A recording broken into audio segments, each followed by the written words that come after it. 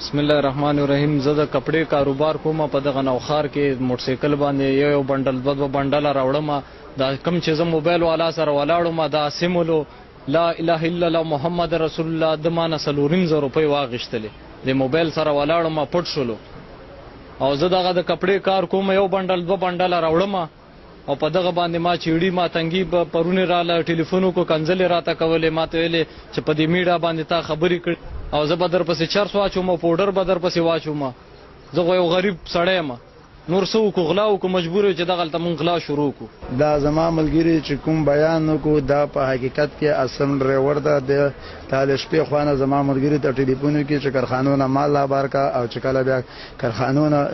نوشہرہ ته راورسیږي نو دا ایسچوته بیا ټلیفون کې چې مونږ په سره بازي ډېری مونږ نه 6500 روپۍ روزمره اخلي. دوی بیا د څه چلو کې مونږ نه چې کله مالونه سي کسٹم والا ته ور کې کسٹم والا دوی سره ملاو دي موږ نه پیسې چې کله واخلي ورور همدې سټرو راځي کې شتم سکواډ نه خپل حصہ واخلي. دینه مخکې شپږ سکوډرې موږ نه بود 1,60,000 روپۍ واخلي. 1,60,000 روپۍ کې 80,000 روپۍ زده کنه همدې سټرو واخلي